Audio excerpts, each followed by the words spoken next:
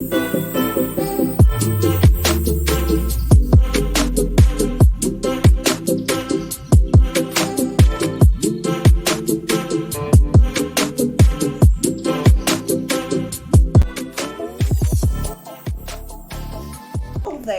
back to my YouTube channel. My name is Kopo Osaze and I'm your favorite YouTuber, right? Trust me, I am. And if today is your first time, please do not forget to subscribe, do not forget to like and share this video. Today we have something really hot coming, and I have with me Miss Ugo here. She's here, right here again. I know her face is scarce. This is my great director.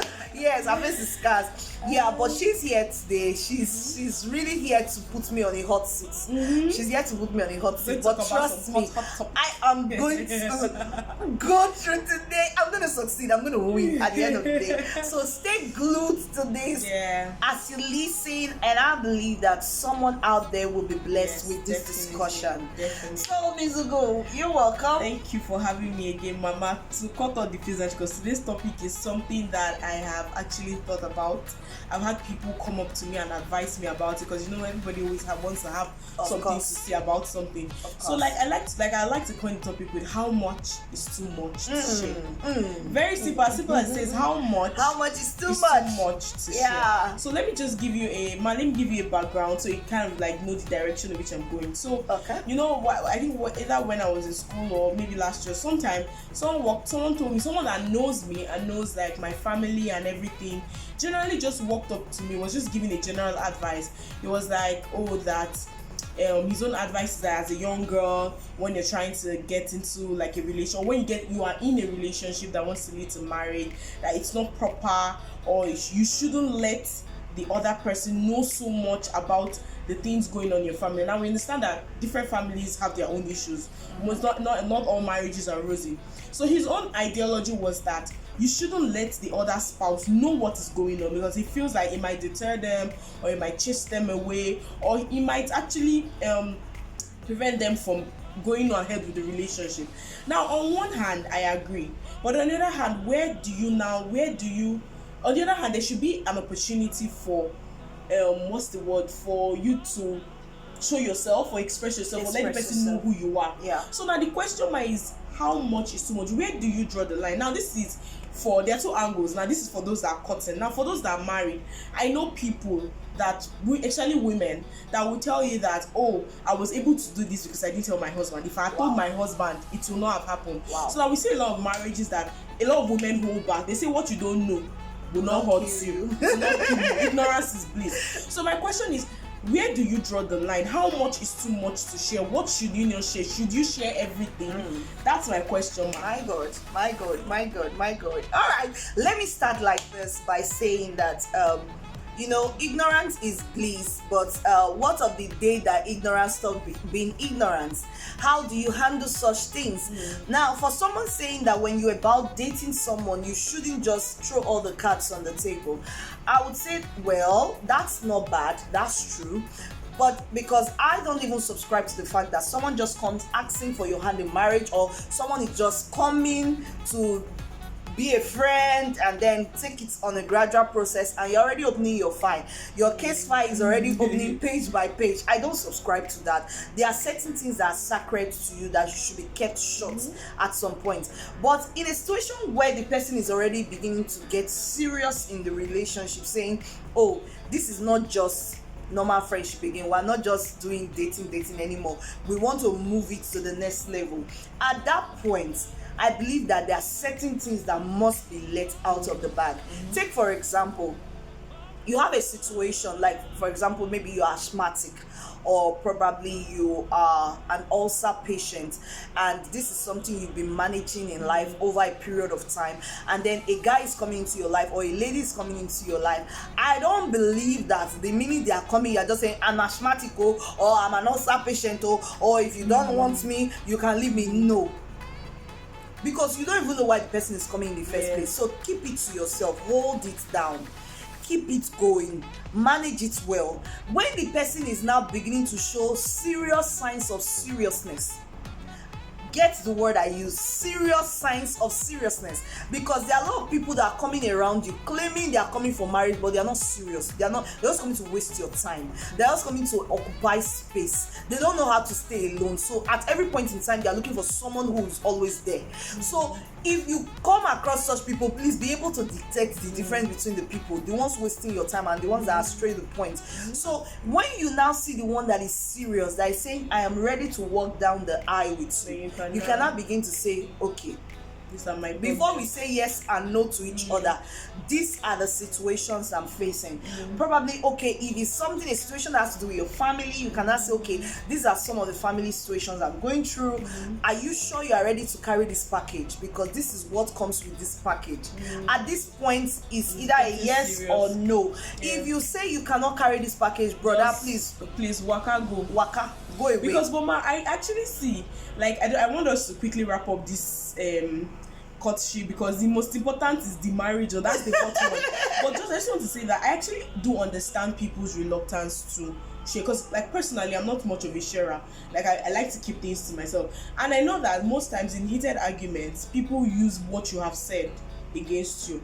So you hear something like, Shebi, if Kuku said that's how your mother is to behave, that's why you're behaving like this, all those kind of. So some people do that to avoid disrespect. And in all honesty, it actually does make sense. So now, let's say you finally exposed all of that, and then now you are in marriage. I want us to quickly move on to the marriage aspect. Okay. Now you are in marriage, and then of course an argument comes up and they use that against you. It will hurt you. Do you not think that exposing before marriage and then the person using it to now attack a marriage, don't you think it would cause you to withdraw? Because every life is give and take.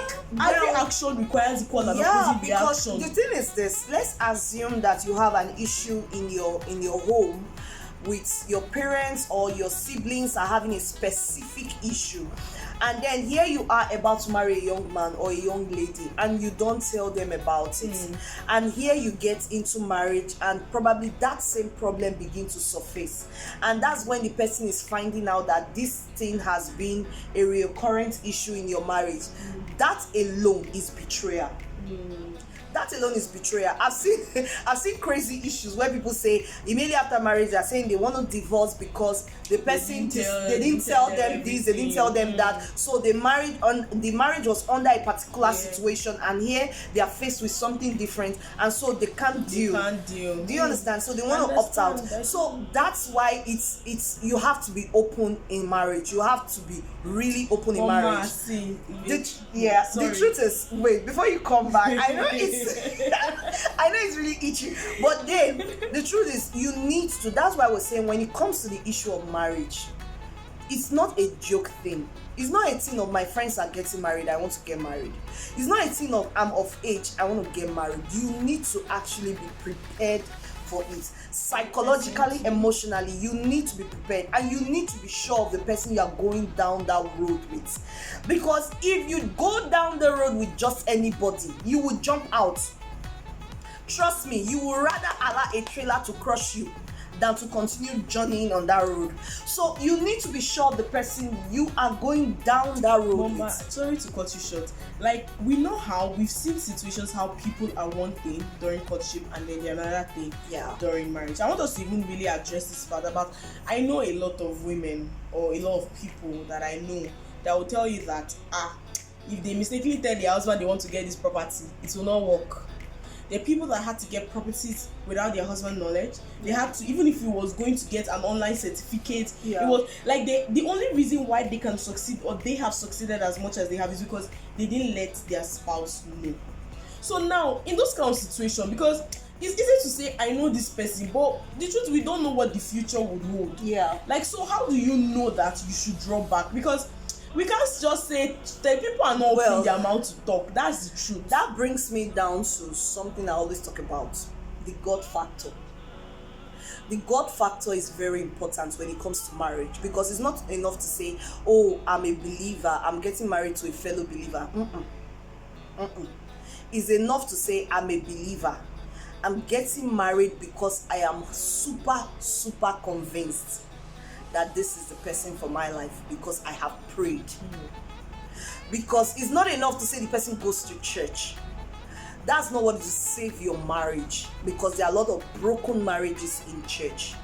Trust me, you need to be sure you don't allow your emotions to lead you. Ma, but aside emotions, I was telling you, sorry ma, I was telling you the other day about how I feel that people's experiences shape who they become. Like the way you grow up and the things you see, it kind of affects a marriage. You see people that will tell you that my mother, she dulled herself in a marriage. Like I saw the things how my mother was an open book, and so my father, and everything scattered. I'm not going to. So now unconsciously, yes, you already have shaped yourself. So it's even beyond your mind what you want to do. It is who you are. Who so you have become. Yes, the truth is, in a situation in marriage where you find a spouse, especially the man, being threatened by the lady's success is quite unfortunate. It is. It's quite unfortunate, and that still boils down to who did you marry.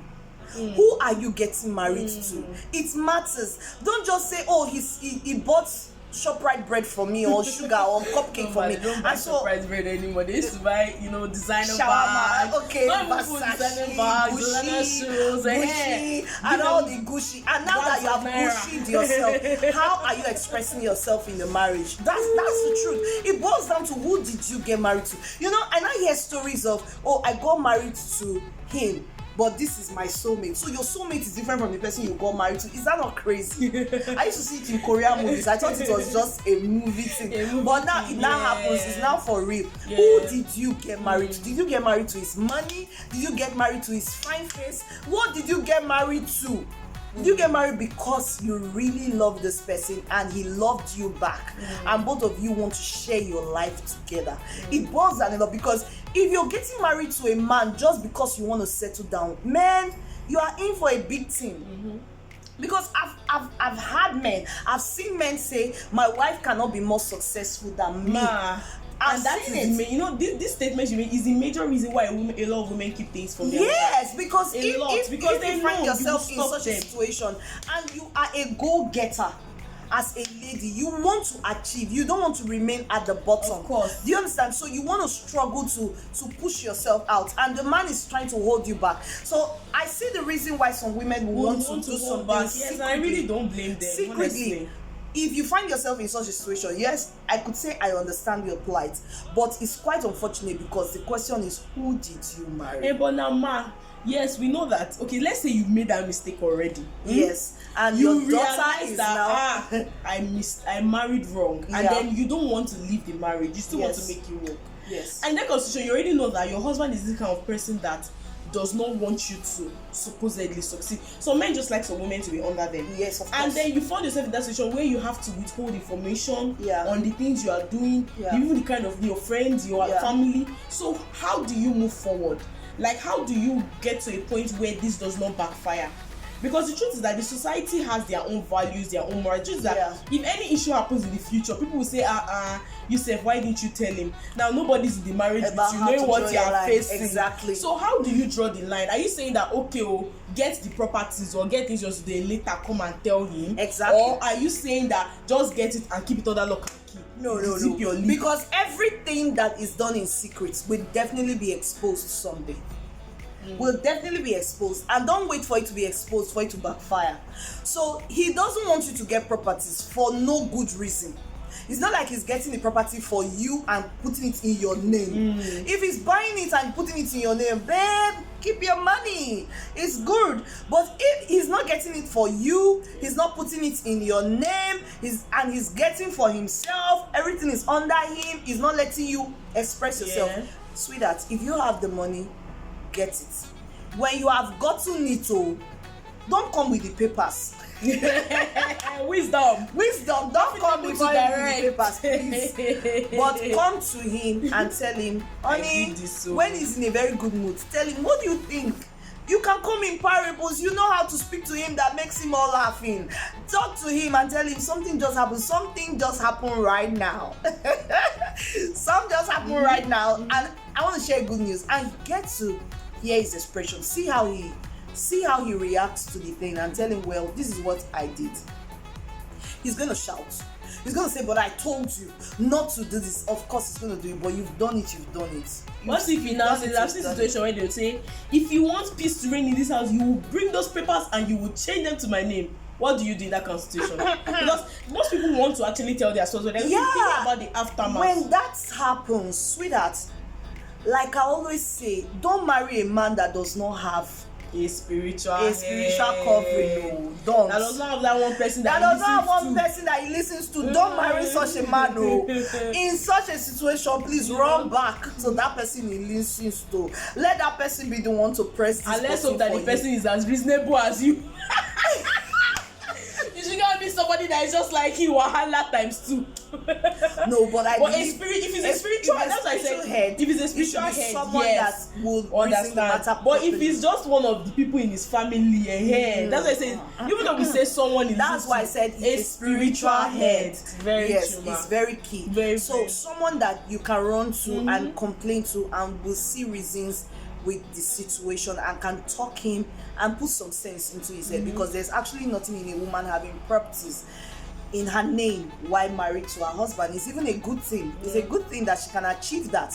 It means that she's not so much of a burden to you. It's a good thing. So I think, so coming to back to the question, how much is too much? How much is too much? If the man is the kind of person that will not let you do it, and this is not just properties, man. This is just talking to about general life, generally, like your family issues and all that. Now, if your family is having, your extended family is having issues, initially you may not want to just open your mouth and say everything, but at some point you need to say, because tomorrow, if anything has to well out from there, you have to find a way to bring it out to him. Yes. This was a very, very insightful. I know that this video, some people still have a lot of questions because we just touched on some angles and it goes way deeper. I hope that maybe sometime in the future we'll be able to revisit this topic based on the comments we receive. So please, let us know your thoughts, let us know your comments, let us know what you think.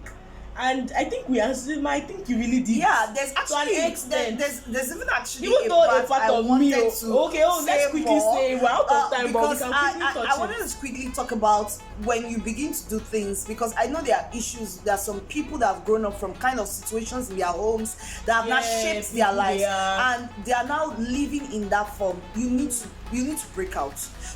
Prayers can help. Yes, prayers and counseling will help. You have to heal up those wounds, those things you saw in your home as a child growing up that have broken you, that has made you who you are today. You need to break out before you get into your own marriage, so that you don't find yourself making deliberate mistakes that even your parents did not make. You have to break out. You have to pray. You have to go for counseling. If you need to do a therapy, you can do that, so that you don't make even bigger mistakes than your parents made. Yes, that's very key. Ma, thank you so much for answering these questions. You helped me personally too, even though I'm not yet there yet, but at least it's day by day. It's a progress. Of course, it's a process. I don't expect you to something that has built over a period of time. You don't just jump out of it overnight. It's going to be a gradual process. Yes, ma'am. It's going to be a gradual, but definitely you will heal. There's definitely a healing for everyone if you cry out. And trust me, there's a father up there that's looking up to you, looking for your good. He's after your success. He's so deliberate and so interested in you becoming something in life. That's why he brought you here. So you are a solution to a problem. Don't become a problem yourself. So thank you so much for listening today. Thank you. Subscribe below. Subscribe. Please subscribe. See you again. Bye.